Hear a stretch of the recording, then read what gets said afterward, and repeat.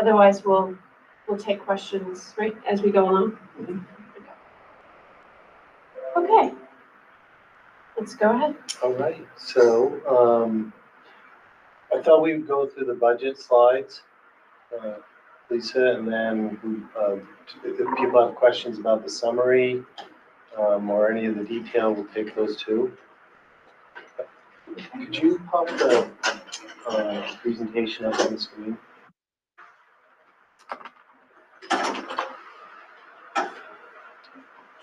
So I like to stand up. Oh, and we have Heather. So we're all set. Okay. Yes, please.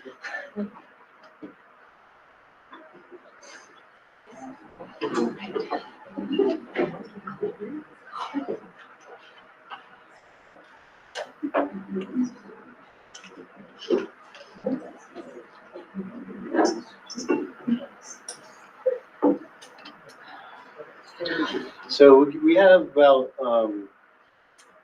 18 slides that we're going to go through, but I did want to, so my name's John Albiini, and I'm the superintendent of Mount Mansfield School District.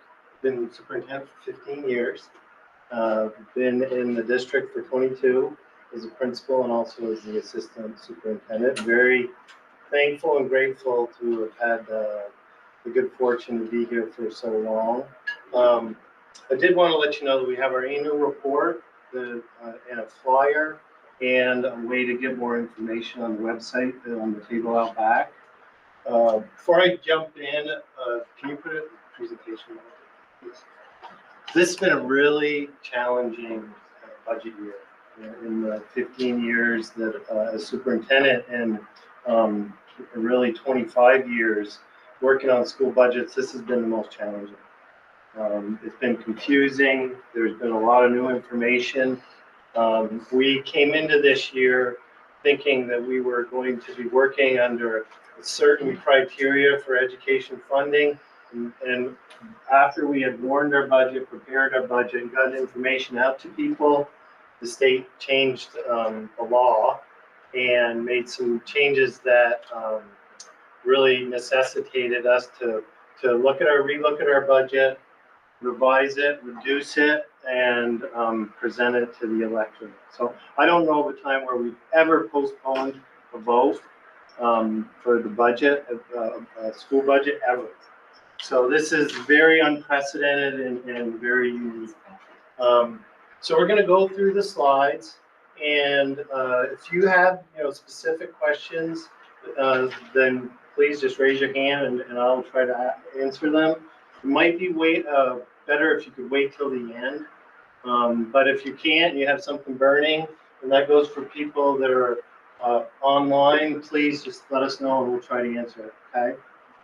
And I just want to thank everybody for being here tonight. This is a really good turnout, and it just shows that you're interested in what's going on in the budget, and hopefully we'll do a good job of explaining it tonight. If there's something that we can't answer, then we're going to take your name and we'll get you the information as soon as we can, okay? So this is our first slide. So these are, you're going to see a little bit of a theme, but a real priority for the school district is not just the academics, but the social, emotional needs and welfare of students. And a big push for us is really trying to promote kindness and being good citizens, learning about civics and how important it is to include everybody, to be caring and kind and empathetic.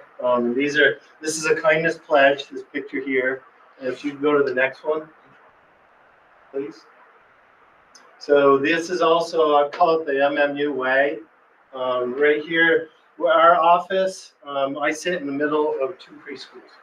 So my office is here. I have a preschool on one side and the preschool on the other, and these kids are amazing. And the preschools are excellent. And one of the best things that we ever did was move our central office into a school. Because we're interacting with students every day, we really have a more intimate and firsthand look at what's going on all the time, particularly with some of our youngest learners. And so these are our kindness superheroes. And February was Kindness Month for our preschools. And so we read books about kindness. We talked about what kindness looks like when you're 3 and 4 years old, and 5 and 6 and 7. And the students really, it resonated for them. I think this sort of is a model that we want to be giving our students, and it's something we try to do every day.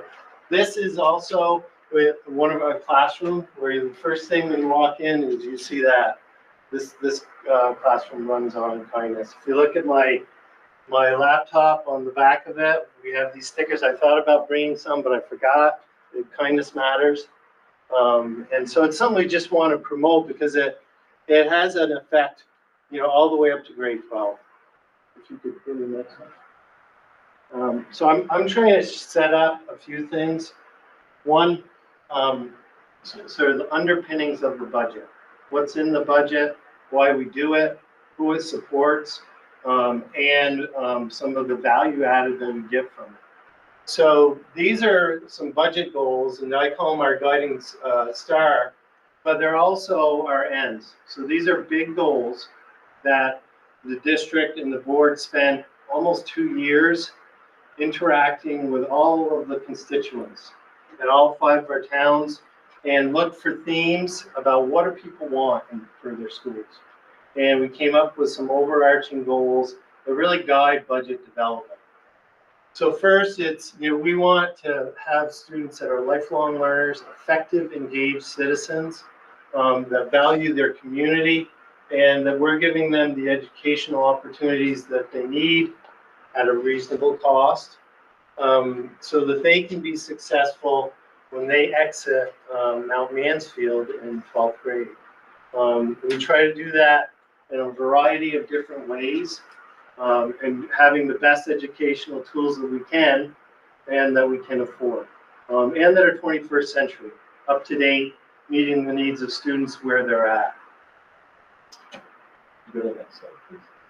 And these are some other big priorities that have been driving our budget, the investments that we're making, what we think is really going to leverage success for students. And they're the key priority, particularly post-COVID, where we're seeing a lot more stress, a lot more mental health issues for all of our students, really 3 to 18 years old. So we're really prioritizing social emotional health of students and staff. COVID was very stressful, and post-COVID has had its own challenges. And then our anti-bias, anti-racism, and equity and inclusion efforts, we've invested in that, both on the program side and staffing resources to support the work that we're doing, making sure our curriculum is inclusive and is promoting the values that we think are important, which is really caring and making everyone feel respected and valued and cared for when they walk into the building. Another key priority that we put a lot of work and a lot of resources in is early literacy. And it's really the cornerstone, it's the foundation of everything that we do. And so we have put a lot of professional development. We bought a lot of new resources and assessments to make sure that kids get the best possible start that they can with literacy. We really moved towards a very, scientific method of teaching reading, and one that is, comprehensive and balanced. And then there's some jargon here, so forgive me. I'm going to try to break it down but these are things that we really are focused on. First is multi-tiered systems of support, which are just layers to make sure that we don't have any students falling through the cracks. So if we know that a student has a need or is not meeting grade level expectations, then we have a process to make sure that we're getting them what they need. And that goes along with universal design, which is just providing instruction and instructional strategies to meet the needs of a diverse set of students, meeting them where they're at and making sure it's flexible and differentiated. And then professional learning communities are really Those are that's the glue. So that's literally teachers, staff members sitting down weekly, taking a look at student work and developing strategies for students that need a little more and students that, again, are not meeting grade level expectations. And trying to really focus on data. And then alignment of the curriculum. We have, we're 200 square miles. And so we have a very big district. And all of our students go to a high school together, a union high school. And so we want to make sure that that regardless of where you go to school, you're getting an equitable educational experience. That doesn't mean it's the same, but the standards, the expectations, the resources are equitable. So that when kids get to high school, they're ready to be successful. And then, I love this picture. This was the class of 2023. We had about 215 students and just a bunch of really, really nice students. But just great students that are doing all sorts of great things. So about 70%, close to that, are going off to doing something post-secondary. So that's college. Could be a 2-year college, could be a 4-year college, or it could be getting a certificate or going into an apprenticeship. And then about 30% are going to work, going to the military, or they're taking a year to figure out what they want to do. We have a lot of students that me personally, because I was pretty immature when I graduated from high school, I did take a year off, and it was good for me, and I think it's good for a lot of our students as well. So we should be really proud of these kids. I know I am, and I know a lot of the faces in there, and just a great group of students. So I spoke a little bit in the beginning about some of the challenges, and Act 127, which is all the funding changes that happen, has been a big challenge. I think the intent was very good. The analysis, the planning, the implementation was not. So they used a lot of older data that isn't relevant now, and there were some big mistakes. I'm not blaming anybody because mistakes happen.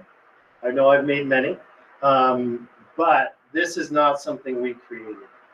The funding formula changes came from the legislature.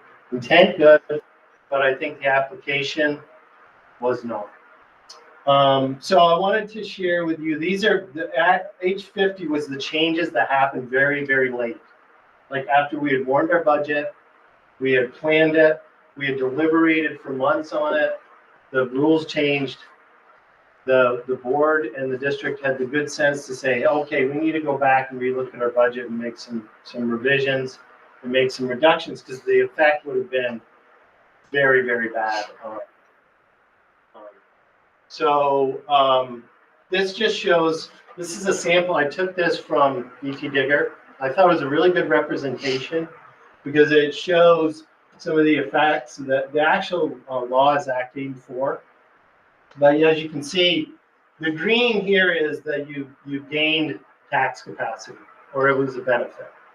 This color, which I don't know, I would call it a tan, I guess, is you lost tax capacity. So it would negatively, that 127 and the changes to 127 had you lost tax capacity, and you lost some weighted students, which are pretty important. And so it had a negative impact on you. So what the state did was they took the previous funding formula last year, the one we were using last year, and they looked at what was your percentage of the overall pupil count for the state. So for example, in Burlington, it was 4.37. And then they applied the new weighting under Act 127, and they looked at, okay, what is your share now?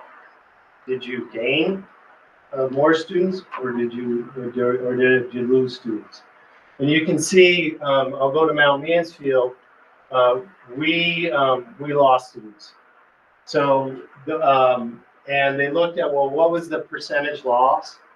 And for Mount Mansfield, it was 12.8, so they rounded it to 13, and then they applied a 1 cent discount to every percentage that a district lost compared to last year to the new weights. Does that make sense? Yes. I think it's important to also say it doesn't represent actual human beings. Our student count is projected to be the same as it is this year. So it's just has to. Yeah, that's a good point. It doesn't have really, our pupil count is flat. So we have been declining for, a while. And we have been, we've been somewhat flat for the last few years, which is good. We'd like to be climbing a little, but flat is better than declining. So this just represents, again, Rutland City, their proportion went up comparatively. And so, and I want to make sure people understand Act 127, the weights are higher for specific categories of students. The students that are economically disadvantaged and English language learners. And because there has been some research that it costs more to educate those students, and that as you matriculate up, it costs more as well. So a high school student is weighted more than an elementary student. So I wanted to show just some of our enrollment trends, because that's important. We're relatively flat. I have another slide that I'll show you that we're flat pre-K to 12 too. So the net, I can't remember, is probably 6 kids when you look at preschool. So we're talking, we're static. We're flat our enrollment. So we have not cut but staff. We need every staff person literally that we have to meet the needs of students on a day-to-day basis. And the needs have increased post-COVID. We have more students that are having a hard time regulating their behavior, and have a hard time and lost some ground in literacy and math due to COVID. If you go to the next slide, and then this is just our preschool school slide. So you can see it's up a little bit, but it's flat, and that's again good news, because we have been declining a bit. And it goes up and down, it depends, but at least we're not going, like we were having big drops a few years ago, probably 10. And then I just want to put a bumper sticker here, because this doesn't include, we have 180 preschool partnerships also. So, about Act 166, which is the preschool law, that families can go to a qualified private provider that we have an agreement with, and they get a voucher. So that's also, and that needs to be in budget. So that's statutory. So here's a summary of some of the changes. So from our previously warned budget here, and then the revised budget, the change, and the percentage change. We also did education spending, because that is a key factor in figuring out your tax rate. And education spending is revenue that you get, mostly IDEA or special ed revenue. That's the bulk of it. Some categorical grants that are not funded through property taxes. And then what our tax rate was without the cap for Act 127, and what it is now in the proposed budget. And then we applied the discount, which is at 13 cents that I talked about earlier. And you can see that the tax rate actually went down a little bit compared to what we had presented in the first previously warned budget. And then the change, we were at the 5% cap, and we're at 4.49% now. Okay. This is Nicole. So I'm going to introduce Nicole Fortier, who is she's our Director of Finance and Operations, and she's going to go through a few more slides with you. Hello. So laid out here are the main budget drivers of the increase year over year. We'll just start off at the top. We added a little bit more facilities money this year as there's some required, there's some state required facility stuff that we need to do this year. Stormwater mitigation, radon testing that we have not dealt with in previous years. Salaries and wages is really driven by the negotiated agreements that started in FY23 and go through fiscal year 25. We'll get to it in another 2 slides, but on top of the negotiated agreements, there were 2 positions added that were previously ESSER funded. So that was COVID relief money that we absorbed into the local budget going forward. Health insurance is a 16.4% increase this year. And when we saw 12.5% last year, we thought that was crazy. So we were really taken aback by the 16.4% this year. I mean, that line alone is almost a quarter of the year over year total increase. As we continue to pay down our debt service, that has gone down a little bit this year. So we'll take that nice relief. And then the remaining is just due to, increased costs in technology and technology related contracts and increased costs of school buses and insurance, etc. This is just a visual of what we just pointed out there. So the 8% increase year over year, and this is total budget, not education spending. And then this is the ed spending comparison. And as John just noted, this is really the money that we get that is not covered by other grant sources. So this is a nice visual of our 4-year tax rate comparison. So I think it is important to note that our tax rate the last 2 years in fiscal 23 and fiscal 24 decreased due to surplus in the ed fund. So the yield was higher than we had seen the last few years. So that really caused the tax rate in 23 and 24 to go down. But it is important to note that the tax rate in 25, the proposed tax rate, is lower than the rate that we saw in 23, even with that ed surplus money. And this is the tax rate reflective of that 13-cent discount that John spoke to. This was what I mentioned when I went through the budget drivers. So as John already spoke to, the need for these behavioral support and interventionist positions, and these were 2 previously COVID relief, it's ESSER funds, ESSER funded positions that we decided were still necessary and absorbed in the local budget this year. I spoke before also on the budget drivers slide about the facilities money this year. We increased it a small amount. And again, a good chunk of that is due to the stormwater mitigation that we haven't dealt with previously. Some dehumidification work in the high school that's really important and necessary. So this is just a breakdown of how we plan to spend those facilities monies. Okay, so now let's get into the tax rate. So let's start with, I know John has kind of already gone through a good chunk of this. The 13% discount, this gets us down to the tax rate that's presented, the pre-CLA tax rate, and we'll get into the CLA component a little bit more in the next slide.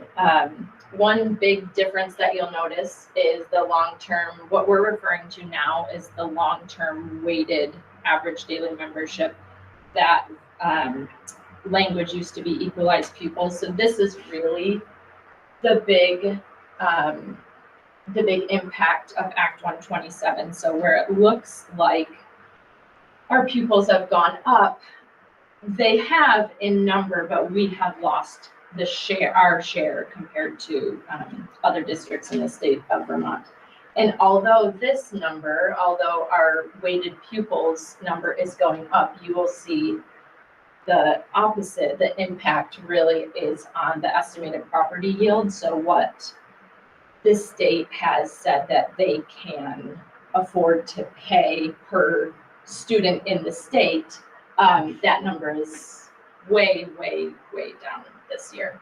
And, you know, some of these numbers are still subject to, they'll be finalized in the 24 legislative session. So there could be some small variability, but this is the most up-to-date information that we have right now.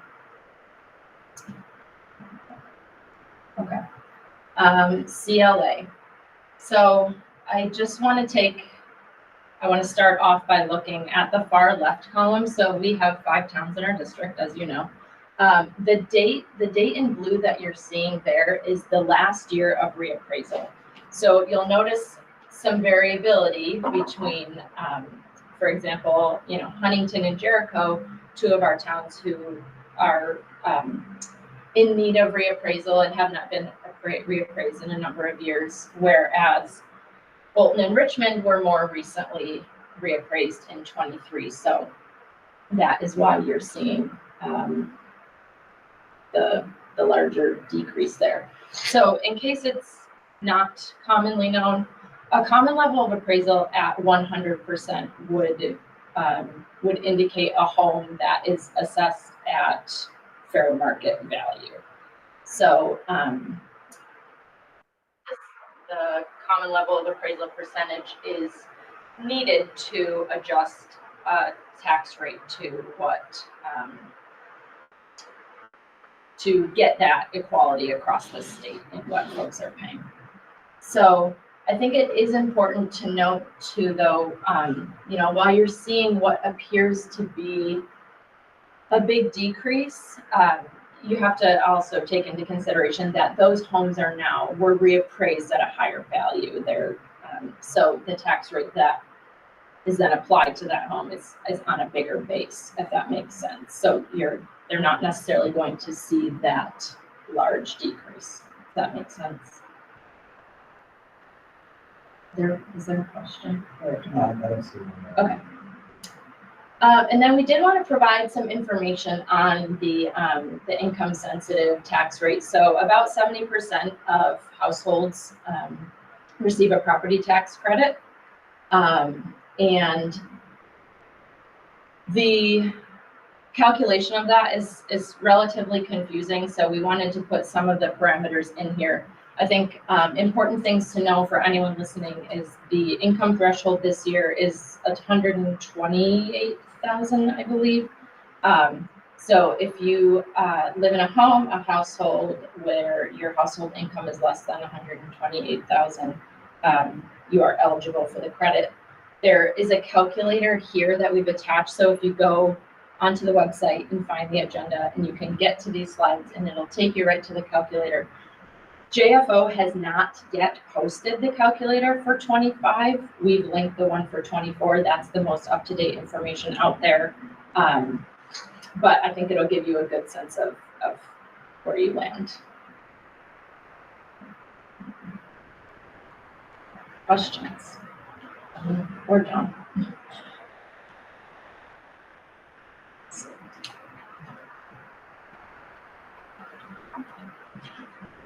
We also linked the detail and the summary of the budget in the agenda. It's also in the annual report. That's online, and I brought some hard copies too.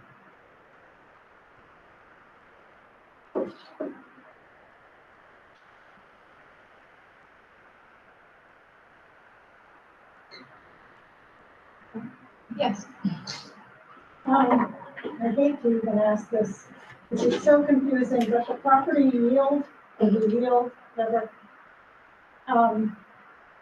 is what the state's gonna put in per pupil, and it affects the tax rate for all of us, right? Yeah, so if it, Property yield, Yep. yeah. And so the property yield, is that's pretty dependent on the total amount of education funding in the state, right? yes, Right. We don't have any control. We have control of what little tiny piece. Correct. And at this point in the cycle, there are a whole lot of school budgets that are still very much undecided. So how is the legislature even going to go about figuring out property yield with so many districts having voted down their budgets because they didn't delay like we did, which was kind of the smart thing to do, and revise the budget before we voted on it. But all these other districts, who knows what they're gonna do? I mean, they might shave a little bit off their budget and it still might be voted down. This would go on for a long time, it seems, so how do you get to finality on that yield, which affects property taxes? Yeah, I think this year it feels the volatility of that, or, you know, the fact that those change, that's been the case every year. We're just much more in tune to that this year. I can tell you that the state is constantly asking for that information, updated information. So for districts like us who had previously shared our warned budget, and then we went back and now we've warned a new budget, they're asking for that information. So they're constantly pulling from the districts what their new ed spending is. And I think they're constantly reworking that number, and they share it with us. I actually think, you know, maybe by the end of this week, we'll see possibly a new yield, but I can share with you also that we've seen a few yields over the last 2 months, and they've changed within about $10 of one another. So this is the most up-to-date information that we have, but yeah. they try to, it's a very good question. You know, in a typical year, most budgets are all passed by April 15th. So then they know what the total cost of education is gonna be, and then they are able to figure out pretty much what the yield is and what the tax rates are going to be, and then they send those to towns. They, unless something changes, and Edie, you correct me if I'm wrong, you know, they're gonna have to set a yield before the ed funding formula period before the end of the session. There may still be some districts that don't have their budgets approved, and they'll have to try to factor that in. And I don't think, some of that would have to be made up potentially in the next year too, if they don't know by July 1, for example. A good question, very good question. Are they looking currently at other sources of revenue for the ed fund to help with this? Edie's a representative. Yeah. I tried to sneak in the back. So it's a two-factor issue, right? So yes, the answer is yes. The legislature is looking at how to fund education better, and also looking at how to contain costs in education in the state, because right now, as you know, right, we vote on our budget locally. Everybody votes on their budget locally. All of that money gets pooled into a big pot and then divided back out and add in other taxes and things like that. And then we all pay for it. But there aren't containments on how you spend the money except for local voters. And so it won't happen this year, but it will happen soon, right? That there will be, I'm prognosticating, some kinds of containment for how money is spent. But that isn't today, and that isn't this budget. But it is something that is important to look at. And what it means is things like what we did in our district, which is consolidate so that there is one set of administrators for a larger group of students, right? There are more kids in classes so that kids can have a more robust education with more opportunity when you have, you know, hundreds or thousands of kids in your district versus 40 kids in your district or 100 kids in your district, right? So there are things that are better for taxpayers and for students that can be done to contain costs. But that's not why we're here today. So. We didn't have this slide, but our flyer, if you could take a look at it, there's a couple of charts in there that I think are important. One, we have the second lowest tax rate in the county. Colchester has a lower one, we have the second lowest. And our ed spending per pupil is below the county average, and we're third. So Colchester and Winooski, who did benefit from Act 127, has a lower ed spending per pupil. So that's a pretty good indicator, a very good indicator, I would say, about how we are trying to be really thoughtful about how we spend taxpayers' money. And we have been successful over the last, even though I know it doesn't feel like it because I pay property taxes too, we've done a really good job of being able to mitigate the impact on the tax rate.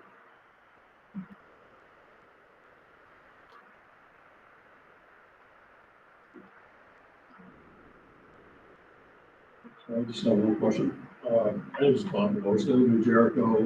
My wife and I are both retired. So it's me. You guys did a great job here, but is there any simple way of figuring out this is how much the budget's going to reduce? This is how much we're going to pay. In Jericho, I know the reappraisal is coming up, so I don't know if that's going to throw things totally out of whack. But the numbers now where you may see a reduction in quotes. It just may mushroom up in a couple of years with reappraisal, so I have no idea how that's all going to pan out. But I guess I'm just looking for a simple answer, which is not fair to ask. But you know, is there any way that a simple formula? This is how much you reduced it. This is how much I will see an increase, and we're projecting a little bit more in the future. I know you gave some of that already, but. A lot of numbers, I just don't know really. I mean, people are bouncing 18%, 15%. I still don't know where I would stand in that mix. And a couple other questions. You know, I support schools, I really do, but as a senior, you know, I'm on a fixed income, and so is my wife or whatever. So as costs keep going up, the more that's taken out, it takes a hit on what I have to spend, you know, to spend on whatever. So is there any discussion of more income versus property tax, or students in the system that, I'm sorry to say this, but if you have students in the system, should some formula work out where those that have students currently in the system, perhaps, or maybe they do already, pay more, and then those of us that have paid for generations for our kids going through the system for many years after. I know there's a tax break, if you will, but you know, I just don't see any equity in the system whatsoever. How is this set up? And I don't envy you all as a board because it's coming from Montpelier, and you have to deal with many dictates coming down. And my concern also is who's in bed with the NEA? Do people really push back and say, look, we can't handle all these dictates from the state all the time? I mean, it's easy to always say it's for the children, it's for the good. We all want the best for the children. There's no doubt about that. But is there any really hard pushback? I mean, you get things from the state. Does the school board go back and say, enough? I mean, we can't do this. You know, sustain this, keep going forward.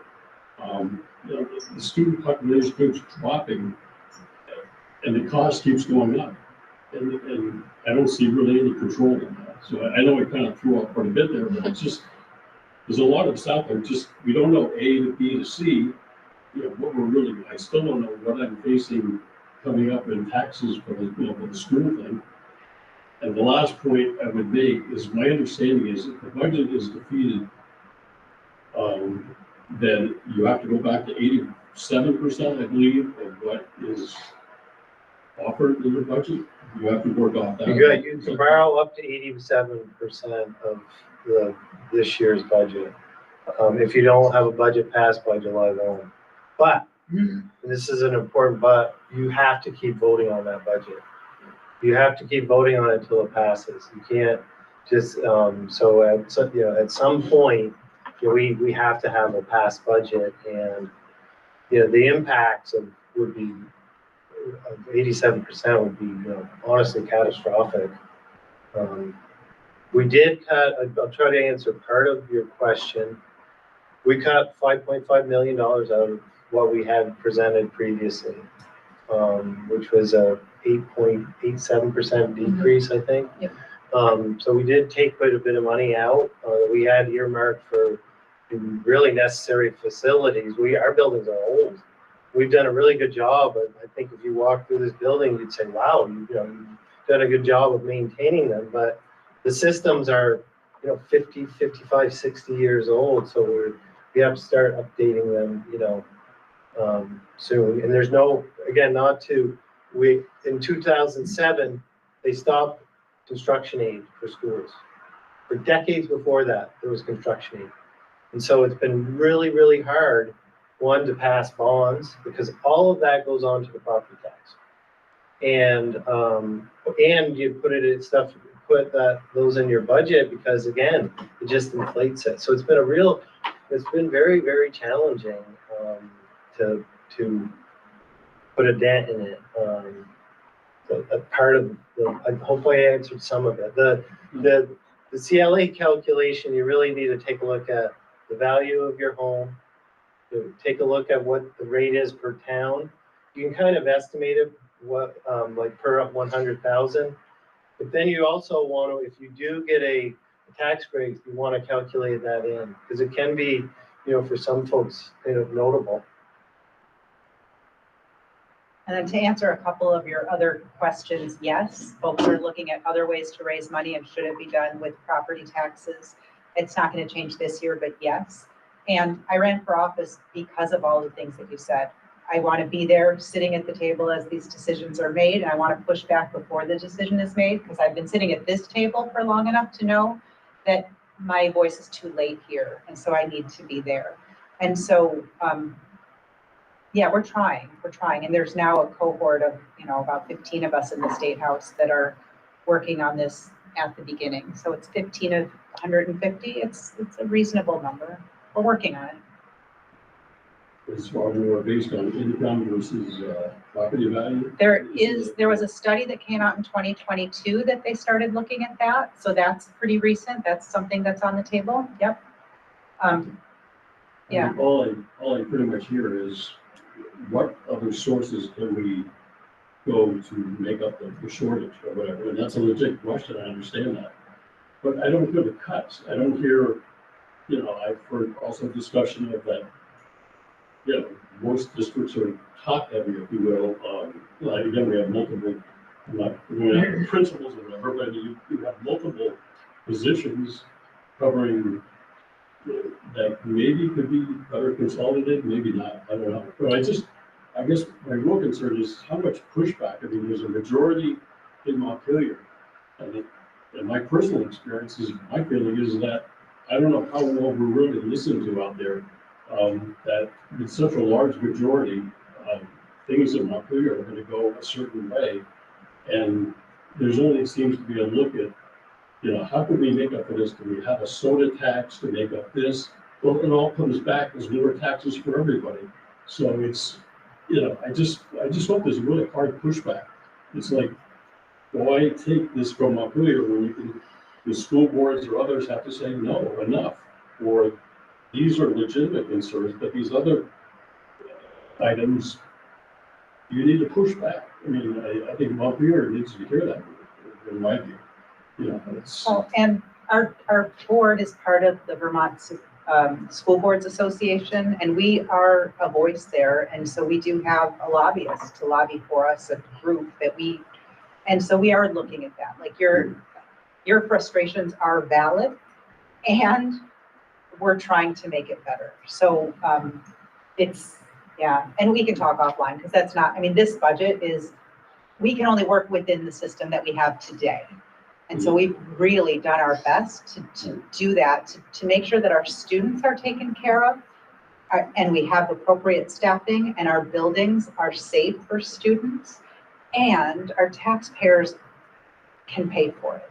And we know that this is a hard year statewide, we know that. So we've really been very cautious with what we put together in the budget. So, and Bob, I'm really happy to chat with you about legislative things offline. Thanks. Okay.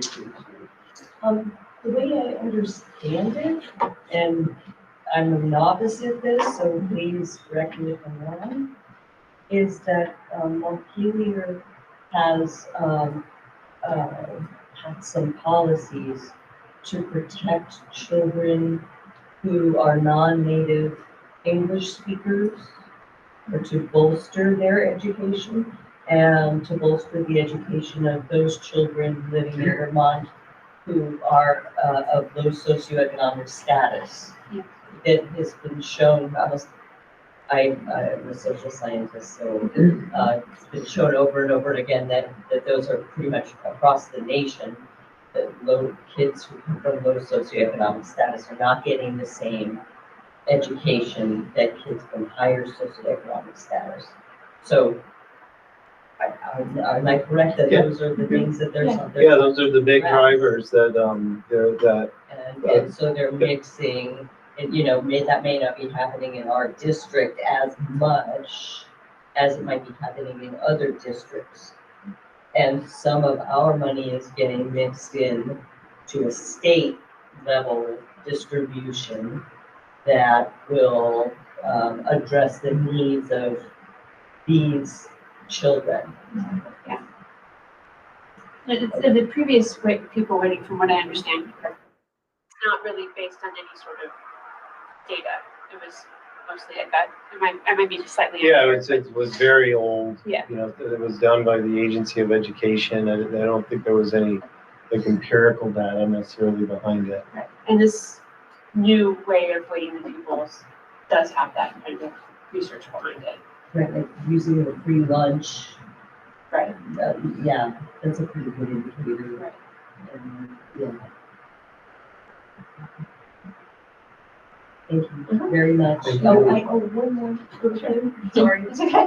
What's the 5% thing? It's like a capping? That was the way the law was originally written, was to, if you were one of the disadvantaged districts, like we are in terms of the weighting going down or the proportion going down, then the tax rate would be capped at 5% to help cushion the blow and eventually transition to the full tax change, yeah. They But got rid of the they got rid of 5% cap, and that was what John was speaking to. We lost a share of approximately 13%, Right. and that translates to, in year one, a 13-cent discount on our homestead tax rate. That is a 5-year, that will phase out over 5 years, and each year that percent decreases by 20%. So we'll get 13 cents this year, I believe it's 10 cents, 8 cents, and so on until. Yeah, so we're in for a little bit of a long haul if nothing changes, because what happens is that inflates your tax rate because you're losing the discount. So that's something we're going to want to try to clearly communicate to folks so that they understand. Thank you.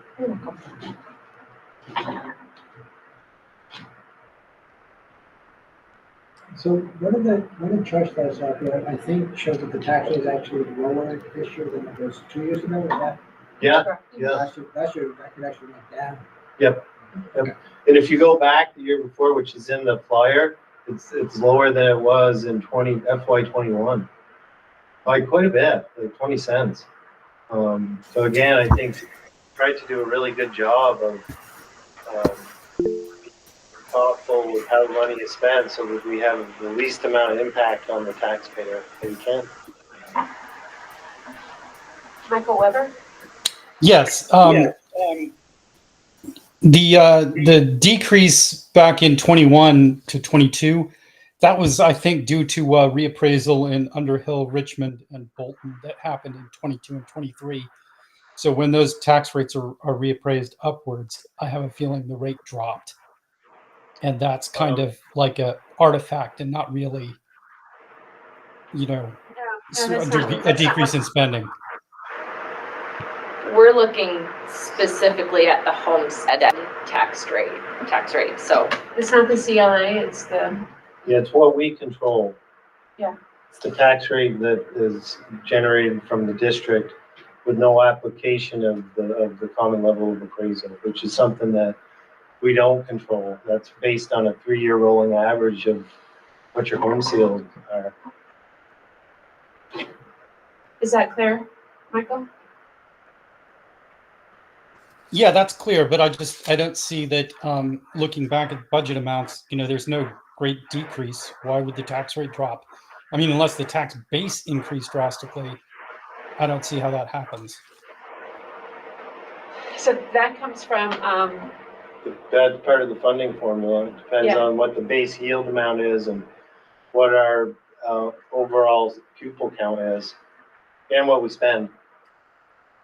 right, and then also they paid down, the education fund paid down some of that, correct? During Yes. those years. Yep, So when there there were was a surplus. surpluses in the budget because of COVID, that's what helped to drive down the tax rate. All So right, two thanks. things, yeah, two things happened that year. Vermont had more revenue, more sales and use tax income, which is about 60-70% of the money that goes into our education fund. Because people were only traveling locally and not internationally, so a lot of people came to Vermont because it was a safe place to be. So our tax base went up. And we had more federal money going into schools, so the costs went down, and so that together made the tax rate go down.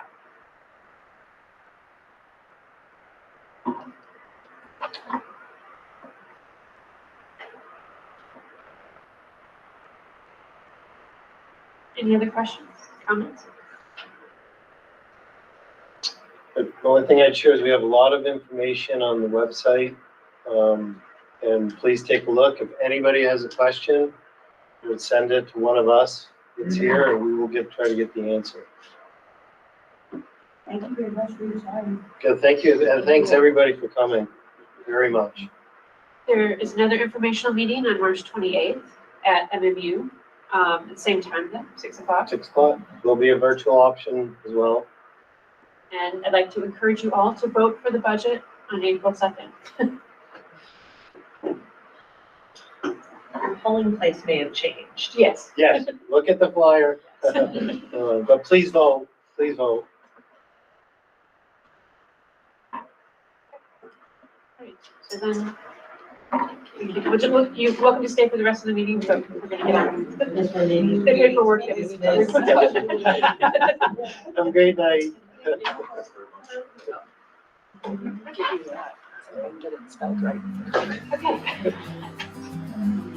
Who did that? That was me. I just want to say hi. I'm Tom Wilson. Got a few emails with you. Yeah. Pleasure to meet Yeah, it you. was really nice to meet you too. I'm glad Kathy raised the question she had. It answered a question that I had about what was the kindness, what's the kind outcome you're looking for here?